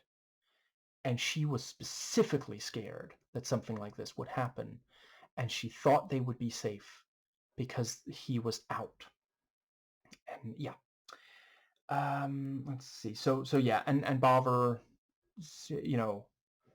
confesses and says, he didn't mean for this to happen, and he's just out of the GSE. And yeah, it does seem like, maybe Matt really is ready to leave behind this subculture now. He's gonna fly back to America, and this is gonna be, but he, as soon as his sister isn't watching, he just leaves, and she can figure out where, so yeah, it's, and it's again the so once again, it's a movie with more than one fight scene, and I am of the opinion that none of them get stale. I don't think there are too many of them. It's showing that that's what this world has a lot of. That is, like, essentially, they get drunk, they go to a match, they get in a fight with the firm of the other team. That's what they do. That is their entire, other than work, obviously, but that's the way they socialize, and that's part of why this is, they don't really have anything else to fall back on as far as, like, leisure time with this group of people, and that can be a problem if the only thing you do with someone you socialize with is this destructive. Yeah, that can really have tremendously negative consequences. That's part of why, like, you'll hear, parents, teachers, and such talk about how important it is to make sure that kids don't spend too much time around bad influences, because, like, it can be so difficult to get back out of. And, there are healthy ways to pass your leisure time. And yeah, I think that does bring us to the, but yeah, and Matt at this point, like, he feels like he would be abandoning them. He's not thinking about his own safety, and he doesn't even think about, is his sister gonna just, leave him behind? Because she's not really part of what, none of them really think about it, because as soon as Pete sees him, he's like, yeah, I knew you were really one of us. He's not like, the fuck are you doing? What do you think your sister's gonna do when she finds out you're gone? You have to get back there right now, because she's trying to leave with the baby so they'll be safe. And obviously she's not going to accept Matt going out there and engaging in more of this violence, and because she's, yeah, I already talked about her decision to show up there at the end, but yeah, and that also, so it is a movie that does not spend that much time on female characters. It's, there are hardly any women in it at all. There's the woman in the bar, and there's the sister, and we see that. Let's see. Well, at least one of the firm members. Also, we see his partner, and she doesn't really say anything or do anything. There's some. I got the sense that she knew that he was going out to a fight, and she just accepted. But yeah, there is a very clear distinction. And it's not only for the women, but between who is part of this subculture and who isn't. And the sister. That's why she makes that mistake. I already went over that. And the woman in the bar, again, she doesn't. Yeah. The guy knows, which is why, like, he is clearly, like, you can see he is trying to, like, signal to her, this is, be careful not to be so loud, but she doesn't. She really doesn't seem to know who he is or what that means, what it means that he is who he is, the leader of this firm. And I'm not saying, it's one of those things. As a man, I really don't want to be saying, oh, this movie shouldn't have women in it or more than there are, or that sort of thing. So that is not what I'm saying. I am saying I do think it helps underline that this is very much a macho culture. And I think, to me personally, it has the effect that I find myself also not thinking that much about the sister until she shows up there at the end. It feels deliberate to me, especially from a woman director, and it is like she proved with Punisher Warzone, she does clearly empathize with other women. I mean, I don't know that I've watched enough myself to say for sure, but I've heard some who have watched a lot of Catherine Bigelow say that they feel like she doesn't really have a lot of empathy for other women, that the movies Catherine Bigelow makes are meant to appeal to young men and not really care about women, but this movie, I wouldn't say that it doesn't care about women. I would say that it is so much within the world, the subculture, that is not very friendly to women. And yeah, because there at the end, suddenly she shows up and we're like, oh shit, right, this is, because, like, if we spend a lot of time with her, I would probably have been like, she's probably going to show up there at the end, isn't she? And the I mean, her presence is felt because every so often, I mean, there's the bit where she, got Matt to the house so that their father could talk to him. And, every so often they, she's very significant because she is part of why Steve retired from being the major. But yeah, there at the end, the fight, like, once again, like, it's not that, look at how cool and badass this is. We just understand why we appreciate the intensity and understand why it makes them feel tough because, well, I can speak for myself only. I get this idea of fighting for someone or for the actual GSE members, something that you feel passionately about. For Matt, it's not as much, like, he didn't grow up with this, but though recently he's been, getting acclimated to it, obviously. But yeah, but this fight especially, because a lot of the fights, they will play this rock music that fits really well for the intensity without necessarily, like, condoning. Because, like, look at the compare it to the action scenes in Punisher Warzone. You know, the fight scenes in this versus the action scenes in that, the way music is used, cinematography and editing, you know, those you can usually clearly follow the choreography, and there's a lot of moments that are there to elicit cheers. Where in this, it's more like, oh shit, that hurt. And yeah, for this last fight, you know, the music leading up to it is this sad song, and it does have this kind of Greek tragedy element to it. Like, even the first time I watched this, I was like, I don't think this is going to end without at least one death.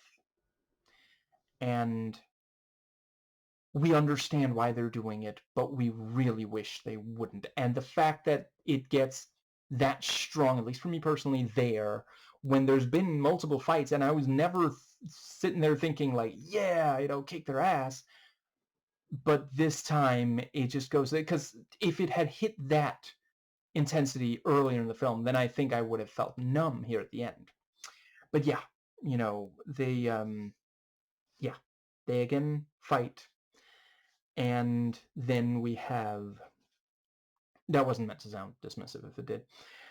Then, you know, the sister shows up, and like immediately it's like, oh no. And, you know, yeah, Pete finally wakes up, and, you know, he is like, Bobber, if you want to fix this, if you want me to forgive you, you get my family out of here, you know.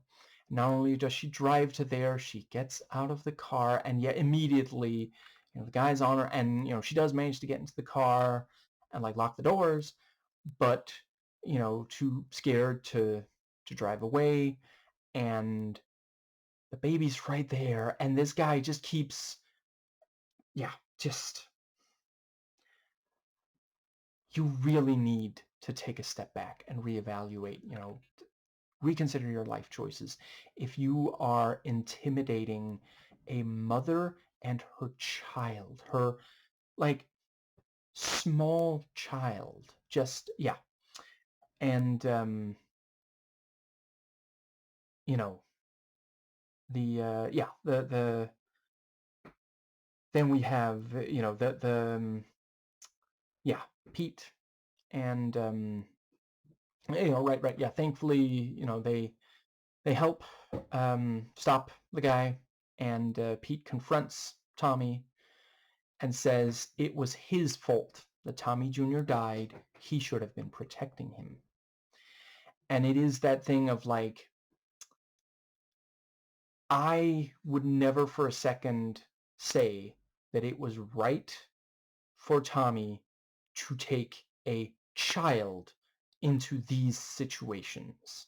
You know, he should not have, you know, even as he's, you know, bragging about, oh, I'm raising a pit bull for a son, he should not have brought him into that world. And that again is also where, you know, despite Pete knowing that, he is still, you know, loudly chanting to the baby, you know, his nephew, I forget if that's how that, you know, yeah.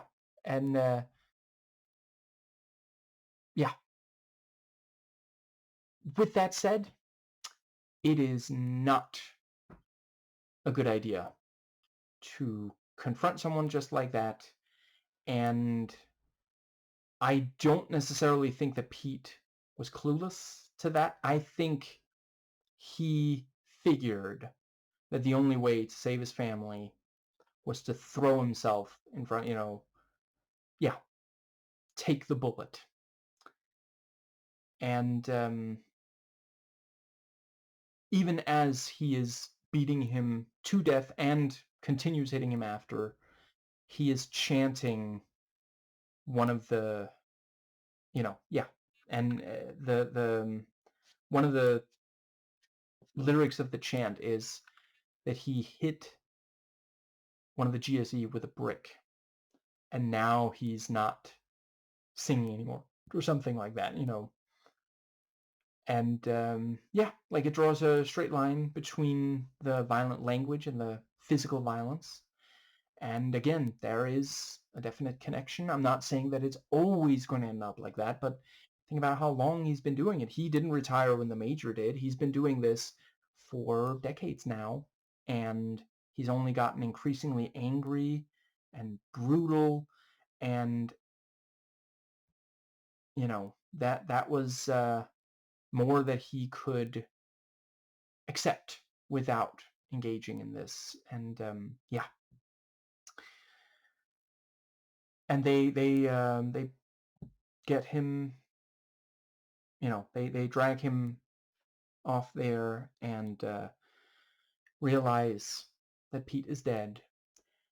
And the fact that the movie can conjure such emotion from me when literally the first thing I saw Pete do was intimidate someone who's not part of the subculture and be oblivious and or indifferent, and then engage in this brutal fight against people in basically the same situation. They're just on opposite sides, but again, like, I'm not approving of it, but I can somewhat understand if it's someone who is just not at all part of the subculture and is maybe, like, I can somewhat understand their hatred of journalists, for example, because they feel like the journalists are making the firm's lives harder, and they don't think there's a good reason for, well, yeah, they are making their lives harder. They don't think there's a reason for the journalists to do that. I can somewhat understand that. And he didn't threaten journalists. He didn't wait, shit. No, I don't think he did. I think he just said that they're terrible, something like that.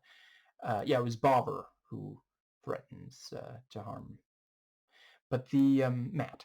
But yeah, and then we have that last bit with the narration about yeah, I quoted the part that I most care about already, but then he confronts Jeremy.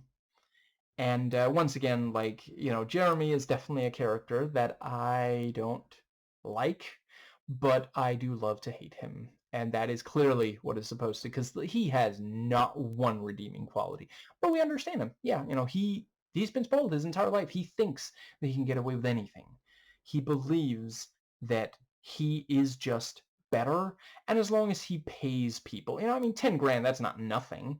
But as long as he pays people, other people are going to take the fall for his mistakes. And that is a thing we see all the fucking time with rich people, And so that is a good way to immediately get us on board with, Matt, even though, like, a number of people might look at him and be like, he really should be standing up for himself. Why is it, like, they might think, oh, he's just like a coward or something. But we come to appreciate. Yeah. And yeah, he's in there, and then a name is mentioned. So I don't think that it is the Epstein. It's probably just, like, it might be a relative of Jeffrey Epstein. Maybe it's just someone who has the same name or something. But yeah, that line hit different.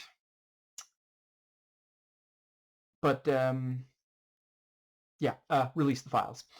But the yeah, and they talk about, like, oh, it's just because your father was reelected. And Jeremy says, fuck you very much, but he doesn't deny it. And they also call him a lucky asshole or something like that, which, like, yeah, kind of sounds like it. So he's, again, yeah, everything's working out well for him. And so, the yeah, very clever with recording the thing, and then he plays it to make sure that Jeremy knows. And the yeah, genuinely really clever, because, like, at first we're not sure. I wasn't sure what exactly he was planning to do there, what he's trying to accomplish. But yeah, of course, Jeremy is so overconfident. He's so sure that he knows Matt. There's no way that he would actually do this, you know. So he doesn't even stop and think, wait, why are you saying that? You know, why? Yeah. And yeah, you know, also just the detail that that's clearly not the first time he went out to do coke that evening. You know, he says, I must use the facilities again, you know. And as soon as he goes out, you know, we see him touching his nostrils, so he's clearly, like, you know, it's starting to wear off and he wants more. And he does multiple lines in a row, like, Jesus Christ. I have sympathy for people who struggle with drug addiction, but rich people who just do it because, and that's also, you know, he's doing it because he genuinely thinks this is never going to come back and bite him in the ass. You know, he ruined the reputation of his roommate, and he's still doing the thing that caused that. You know, he has learned nothing. And yeah, Matt, you know, he uses the recording as the thing to get him, you know, inside, back into Harvard, which is also, you know, that is a good way to resolve it, because, like, yeah, the problem was, you know, yeah, now that he has this confession, you know, yeah, they're gonna let him back in, and his father is gonna fight for him as well. So that's the, yeah. And you know, he's a changed man, but it'll, you know, yeah. And anyway, yeah, he, you know, he doesn't strike Jeremy, but he does threaten him. And yeah, it's that thing about, you know, sometimes knowing when to stand up for yourself, knowing when to back away, because it would only harm his, like, if he, after getting the confession, if he then beats Jeremy, and clearly Jeremy's not going to put up a fight, you know, he thought that he could intimidate Matt out of, you know, he just wanted the tape back.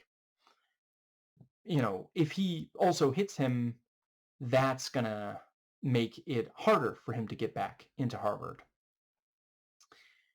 And, you know, as he's walking away, first we just hear his voice chanting for United, and then, you know, in come the chorus of the others. So he still feels the kinship with them, even having left the country and being the only, you know, there's no one nearby who is also engaging in this, but it's a way he feels good about himself. It's part of his permanent identity now, and he's going to try to keep the good and leave behind the bad of this subculture, because he's seen how bad it can go.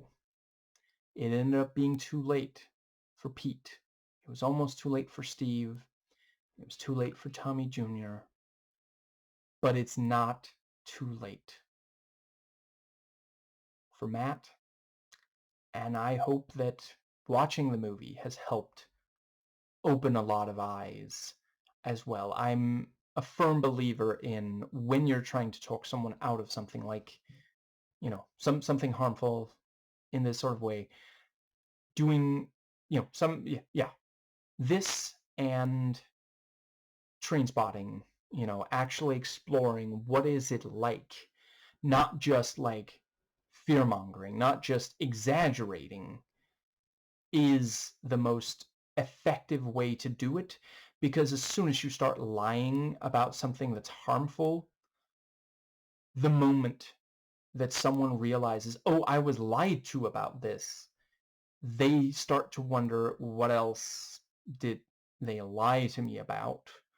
What, you know, is this just not as harmful as they said it was, or is it just not harmful at all? And that's when you end up with, you know, among other things, sometimes people will start doing the thing they were warned against because of the lies and exaggeration. And it's also how we get conspiracy theorists, you know, which, like, right now have done a number on At this point, like, there's so many stories out there that are not true, and a lot of people realize immediately that they're not true, but they also now don't know what to believe. And unfortunately, that is something that makes it a lot easier for fascists and other dictators to take power when we aren't sure what is true or not. And yeah, movies like this can really help fight back against, because it is more complicated. It is not that this subculture is never harmful, but there is a reason why it appeals to a number of people. And once we understand that, that's like so many problems in the real world. And I'm not saying that it's inherently a problem to get very excited about a sport, but when you are actively going around getting into constant physical fights with others, yeah, eventually that's gonna cross a line, even if you just think it's all fun and games for now. You either get out of it in time or something really terrible happens. And the way to solve problems is to understand them and then think of a solution. And yeah, this is an important step in that correct direction.